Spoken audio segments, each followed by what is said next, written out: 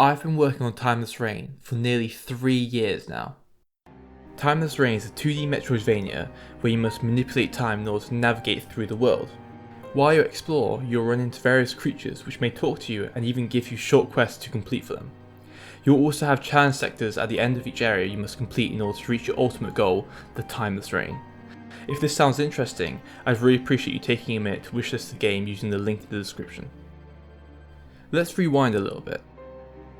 5 years ago, I began making games as part of game jams on itch.io using the Unity game engine. But after making my first couple of smaller games, I wanted to work on something bigger, so I began working on my first Steam game, Forever Alone. Forever Alone was a game about trying to find comfort in others after tragedy and using your abilities to look and travel into different realities. It launched September 2022, just before I left for uni, and while I was happy with the release, I felt like I could have improved it a lot more. So I began work on my next Steam title, which I decided would be a Metroidvania, as it felt like the next step up from Forever Alone. Plus, I just played the Ori games, which I loved, so I was into Metroidvanias at the time. The core premise of Timeless Reign was to create a Metroidvania where you must manipulate time in order to navigate through the world. Work on Timeless Reign began with ironing out some simple, yet good feeling movement, because my last game was lacking in that department. This mainly revolved around messing with a few numbers until it felt right. Once the movement was solid, I moved on to design the art style. This process took a lot longer, as trying different art styles until one fits takes a lot more time than just fiddling with a few numbers for the movement system. I initially was going to go with a semi-realistic style, but while it did look pretty, it took way too long to make and also didn't really suit the style of gameplay my game would have. I played around with a few others before having my parents help me settle on the final look, which struck a balance between looking visually pleasing while also not taking absolutely forever to make. However, that being said, it did still take a good hour and a half to make one screen's worth of visuals, and I had to do close to 200 of these for the full game. Oh well, still not as bad as it could be. The only problem was that I felt like I was working at a snail's pace with the art, and it began to get to me. While I got a short playable build made, I found myself getting distracted and extremely demotivated, partly because of how long it was taking, but also because I just moved out to uni, and I wasn't really fully settled yet.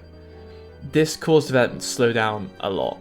I would definitely recommend getting settled before fully undertaking a project like this. This overwhelming demotivation stuck until the end of the first year, when I had a mate come over and take a look at the state of the game with me. Because I'd taken a break from working on it for a little bit, I found that when taking a fresh look at it, it wasn't as bad as I made it out to be, and even had potential if I reworked a few things. Now that I was going into my second year at uni, my one goal was to get a decently sized playable build out the door before the end of the academic year. However, this wasn't as simple as just ironing out a few kinks and fixing a few bugs. I began by doing a total rework of the level design. This included getting rid of entire obstacle mechanics, such as moving platforms that move so fast you need to slow down time to move across them. I removed them in favour of obstacles that you have to avoid, like pillars, which will try and crush you. This is because I found it was more fun to try and avoid active danger and something trying to kill you, rather than trying to use precise platforming just to jump from a small safe platform to another small safe platform. This also made for more exciting gameplay, which was better for trailers and screenshots. Obviously, there was also plenty of bug fixing in addition to these changes, and a couple of redesigns of some of the artwork. One of the main redesigns was for the way NPCs look. I already find designing interesting characters quite hard, and I've actually spent hours trying to get the player to look right. I'm really happy where they are now, but they weren't that good initially. See, initially, all the NPCs were these blob-like creatures, which would be differentiated from one another by using different colours. And as you might have guessed, to put it quite frankly, it looked absolutely terrible. So I redesigned them into totally unique looking creatures. For example, one is now a rock creature, while another is hiding in the wall so you can't see anything but their eyes. These different designs just make them a little more memorable and just more fun to look at. I just about managed to squeeze out a demo by April 30th, and to be quite honest, it wasn't in exactly the best state. While I knew there were a few bugs, I didn't realise quite to the extent which they plagued the demo, so I spent the next few months just fixing it up. Whenever I thought something was done and working cleanly, more issues would appear.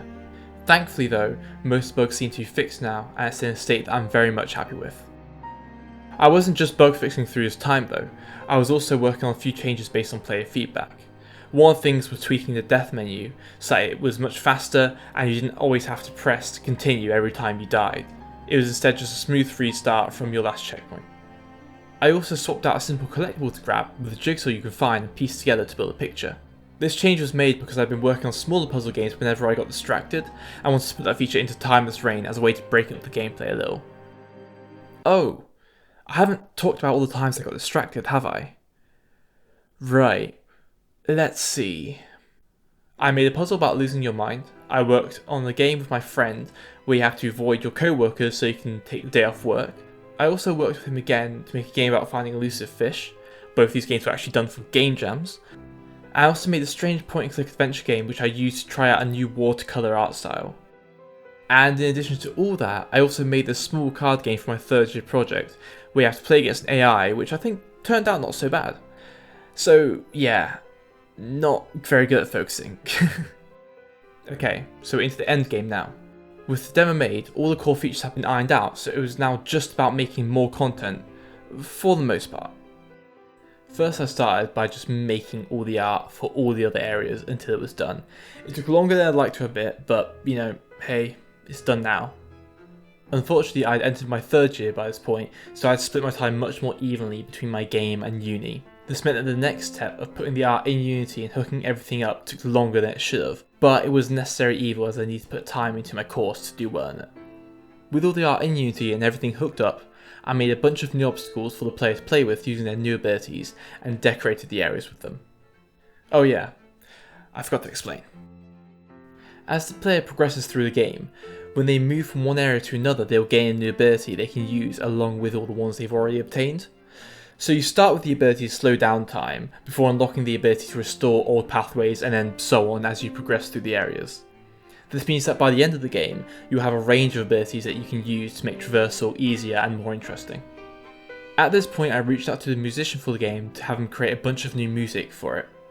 We'd worked together for my last Steam game and previously within this one. In fact, he's the one who's created all the music that's playing in the background of this video. He's called Rami El-Bagir and honestly he's created an incredible soundtrack for the game. The last thing I did was create the next set of boss fights, which take place at the end of each area. Or challenge sectors I guess, seeing as you don't actually fight bosses. Each one has its own set of mechanics that differentiate it from the rest of the game. So, for example, the second challenge sector has you run around a small arena that slowly grows over time while you collect these shards that will let you travel to the next area. All the while, however, a creature is also travelling through the arena trying to find and catch you. This boss in particular took a while to get working, but we'll leave that for another video. This takes us to now, when we've got all the challenge sectors playable and I just need to create the optional side content for the game before doing the final bug fixing before launch. The game will be launching on November 28th, so if it seems interesting, I'd really appreciate you taking a minute to wishlist it on Steam using the link in the description. And make sure to also subscribe to follow along with the rest of the development right up until launch. Thank you so much for watching. I'll see you next time.